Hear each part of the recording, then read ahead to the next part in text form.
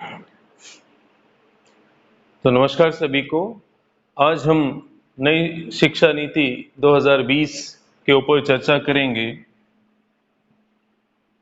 ये जो शिक्षा नीति है, इसका जो ड्राफ्ट तैयार किया था वो जो पूर्व इसरो प्रमुख श्री के कस्तूरी रंगन जी हैं, उनकी अध्यक्षता में एक समिति बनाई गई थी और उन्होंने मिलकर इसका जो मसौदा है, ड्राफ्ट है, वो तैयार किया है।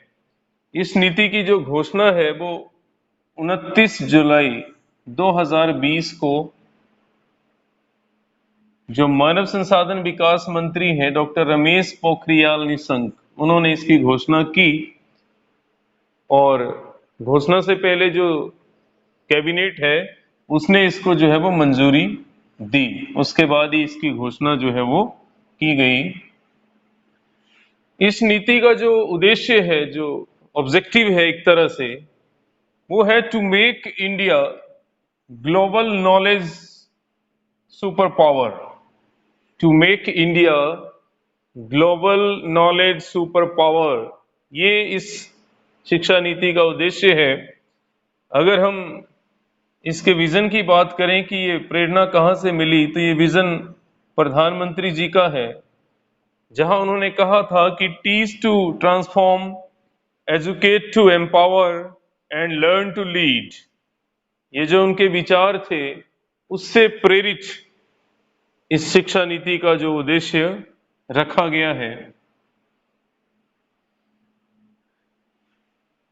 तो इसमें जो बड़े बड़े बदलाव हुए हैं उनकी हम चर्चा करेंगे। तो सबसे पहला जो बदलाव है, जो MHRD है, जो मानव संसाधन विकास मंत्रालय है, उसका नाम बदलकर शिक्षा मंत्रालय कर दिया गया है। जो एजुकेशन मिनिस्ट्री में उसको बदल दिया है। अगर हम इतिहास की बात करें तो हमारे जो पूर्व प्रधानमंत्री थे राजीव गांधी जी, उनके कार्यकाल के दौरान 1985 में 1985 में जो शिक्षा मंत्रालय था, तब उसका नाम बदलकर मानव संसाधन विकास मंत्रालय किया गया था। अब एक बार फिर से इसका जो पुराना नाम है वो इसको दिया गया है। और ये भी ध्यान रहे कि उस समय जब मानव संसाधन विकास मंत्रालय बनाया गया था तो श्री PV नरसिम्हा राव पहले मानव संसाधन विकास मंत्री बने थे। अगर हम पुराने प्रावधानों की बात करें, जो भारत में जिस तरह से शिक्षा नीतियां आई हैं, तो उसमें सबसे महत्वपूर्ण योगदान जो कोठारी आयोग है, जिसे नेशनल एजुकेशन कमीशन या कोठारी कमीशन के नाम से जाना जाता है, तो ये पहली शिक्षा नीति थी आजादी के बाद। और इनके सुझाए जो सुझाव थे उनको लागू किया गया। उसके बाद आपको पता है कि 1986 में न्यू एजुकेशन पॉलिसी, नई शिक्षा नीति आई। और उस शिक्षा नीति के बाद 1992 में उसमें संशोधन किया गया। पहले हम बात करेंगे हायर एजुकेशन में, जो उच्च शिक्षा है उसमें कौन कौन से बदलाव इसमें हुए हैं। तो उच्च शिक्षा में जो GER है, ग्रॉस इनरोलमेंट रेशो, इसके लक्ष्य को जो है वो बढ़ाया गया है। और ये कहा गया कि 2035 तक इसमें 50% सकल नामांकन अनुपात, यानी कि ग्रॉस इनरोलमेंट रेशो जो है उसका लक्ष्य रखा गया है, जिसमें व्यावसायिक शिक्षा को और बढ़ावा जो है वो दिया जाएगा। GER की जो करंट रेशो है, अगर हम उसकी बात करें तो ये 2018 के आंकड़े हैं और ये 26.3% है। और हमने 2035 तक इसका जो टारगेट रखा है वो है 50%। और इसके अंतर्गत लगभग 3.5 करोड़ नई सीटें जो हैं वो हमारे यूनिवर्सिटीज और कॉलेजेस में जोड़ी जाएंगी या बढ़ाई जाएंगी उच्च शिक्षा के क्षेत्र में। ये इसकी हमने बात करी दी कि जो हायर एजुकेशन है वहां पे 2035 तक लगभग 3.5 करोड़ सीटों को उच्च शिक्षा में जोड़ा जाएगा। ये टारगेट जो है वो रखा गया है। उच्च शिक्षा में एक ही नियामक सिंगल रेगुलेटर होगा और इसके लिए भारत उच्च शिक्षा आयोग HECI का गठन किया जाएगा। इसमें ध्यान रहे लॉ और मेडिकल को अभी शामिल नहीं किया गया है सिंगल रेगुलेटर में। और इसमें अप्रूवल वित्त के लिए अलग अलग वर्टिकल होंगे और ये जो वर्टिकल या नियामक हैं ये online self disclosure based transparent system पर काम करेंगे। एक सिंगल रेगुलेटर होगा और इसको आगे 4 भागों में बांटा गया है ताकि काम को जो है वो और स्मूथली किया जा सके। ये है HECI, higher education council of India. ये मेन एक तरह से रेगुलेटर है जो एजुकेशन डिपार्टमेंट के अंडर काम करेगा। उसके बाद इसको 4 हिस्सों में बांटा गया है। पहला है national higher education regulatory council NHERC, राष्ट्रीय उच्चतर शिक्षा नियामकीय परिषद। उसके बाद है सामान्य शिक्षा परिषद जनरल एजुकेशन काउंसिल GEC। तीसरा है हायर एजुकेशन ग्रांट काउंसिल उच्चतर शिक्षा अनुदान परिषद जो वित्त संबंधी मामले देखेगा। और चौथा है राष्ट्रीय प्रत्यायन परिषद नेशनल एक्रीडिटेशन काउंसिल NAC। तो ये 4 भागों में इसको जो है वो बांटा गया। जो हम बात कर रहे थे कि 4 वर्टिकल होंगे वो यही हैं 4 वर्टिकल। अब 4 साल का डिग्री प्रोग्राम, 1 साल की MA और उसके बाद बिना MPhil के PhD होगी।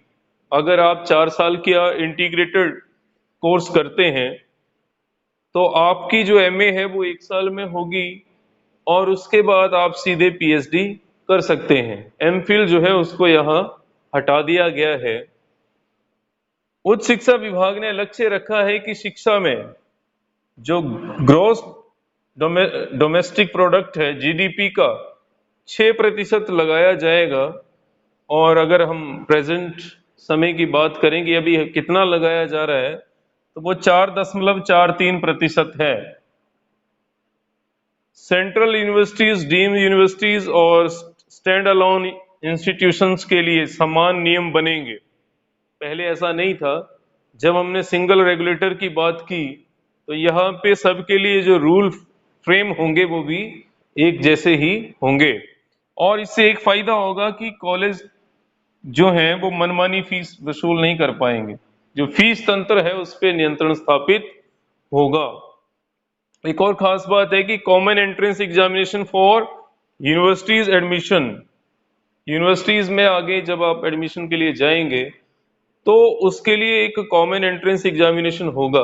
पहले कॉलेज जो है अपने हिसाब से एडमिशन करते थे, लेकिन अब JEE और जिस तरह से नीट के एग्जाम होते हैं उसी तरह से कॉलेज में एडमिशन के लिए भी कॉमन एंट्रेंस होगा और उसके आधार पे जो है वो आपको एडमिशन दी जाएगी। NTA जो नेशनल टेस्टिंग एजेंसी है इंडिया की, वो इस एग्जाम को कंडक्ट करेगी।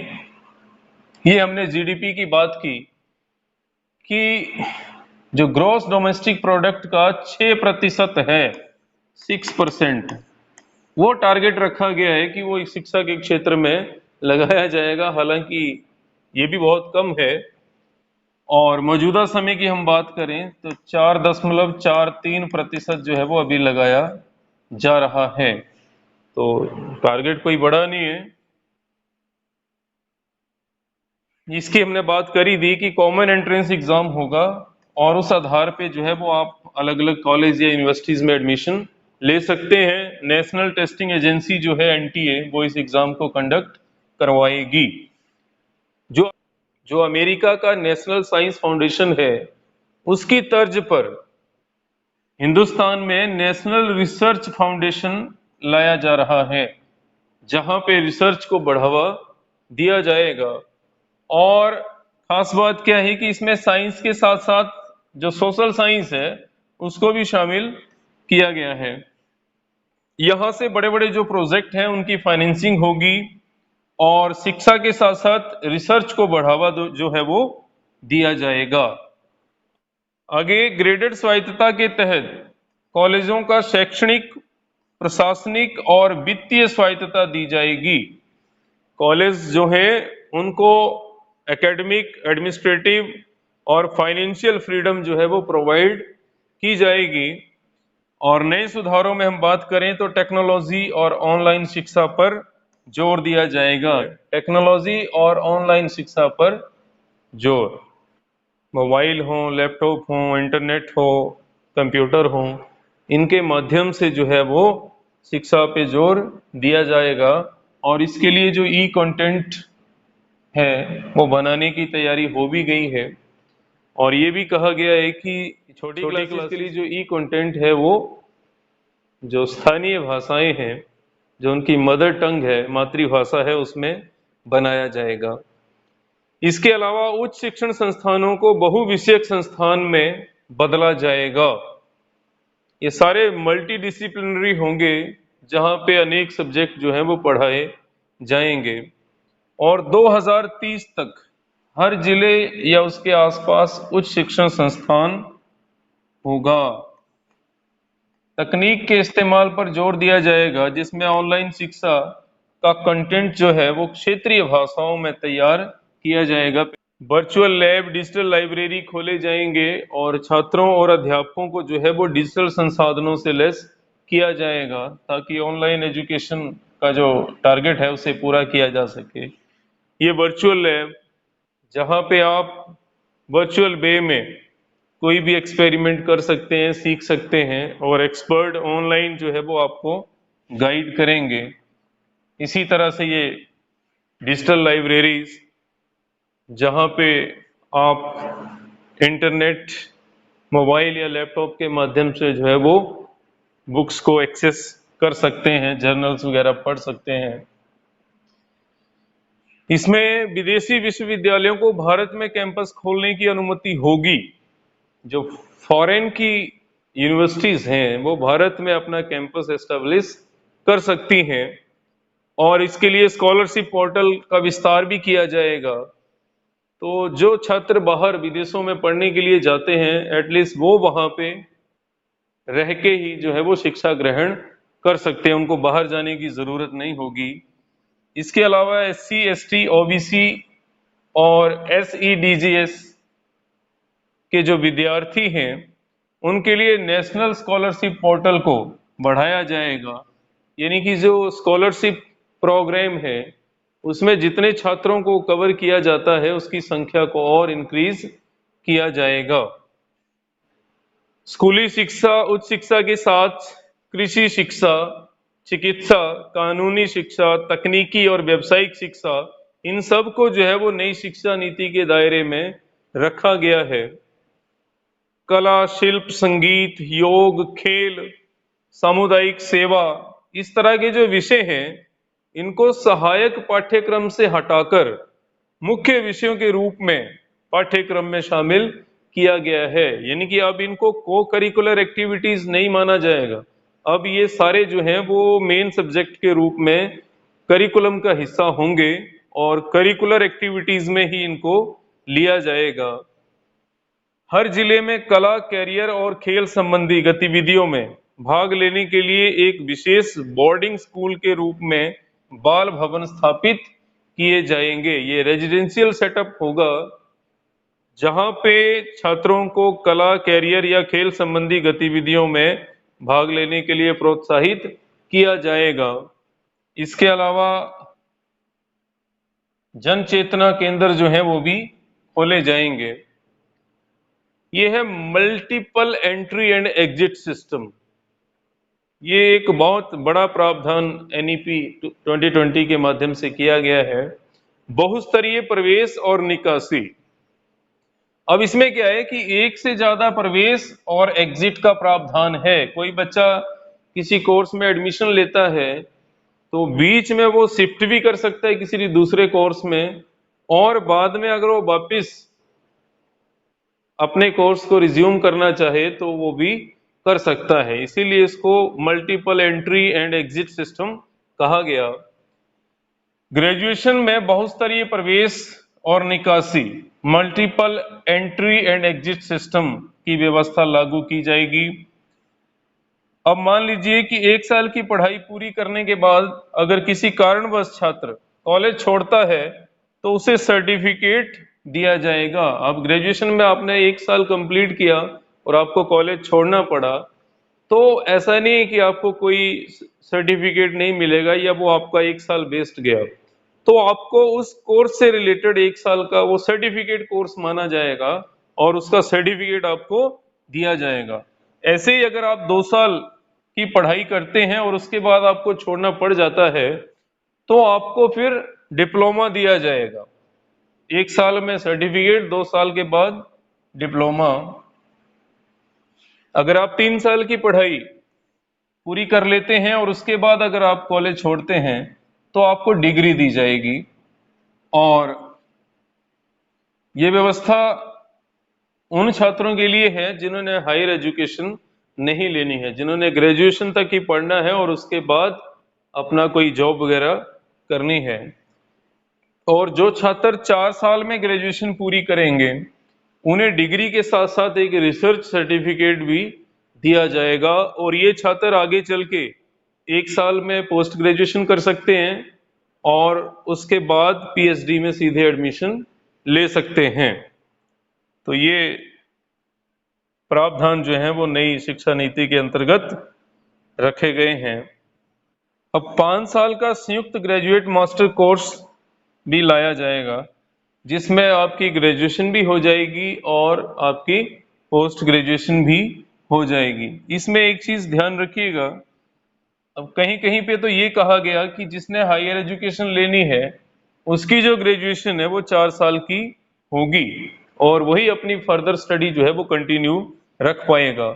जो 3 साल की ग्रेजुएशन करेगा वो हायर स्टडी में नहीं जा सकता। लेकिन कहीं कहीं ये भी लिखा गया है कि 2 साल की जो पोस्ट ग्रेजुएशन है वो भी कुछ समय के लिए जारी रहेगी और जिसने ग्रेजुएशन की है वो छात्र अगर आगे बाद में पढ़ना चाहता है तो वो 2 साल की पोस्ट ग्रेजुएशन कर सकता है।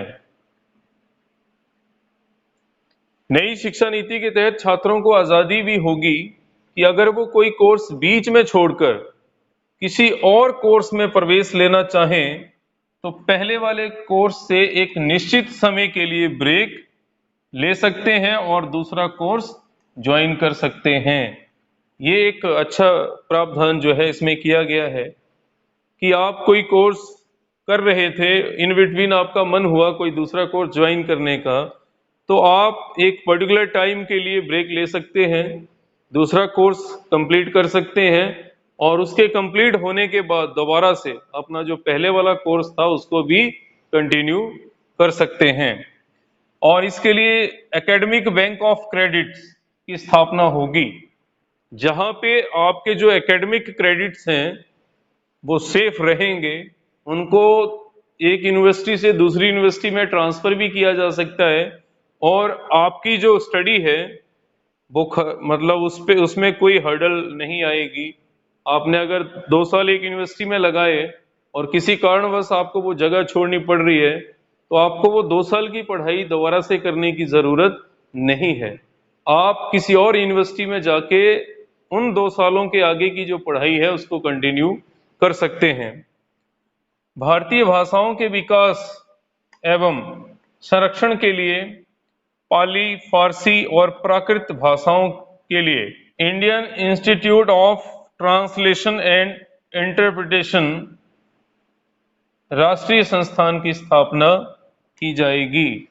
ये नेशनल लेवल का इंस्टीट्यूट होगा, Indian institute of translation and interpretation, जहां पे हमारी जो क्लासिकल लैंग्वेजेस हैं उनके संरक्षण और प्रचार प्रसार के लिए काम किया जाएगा।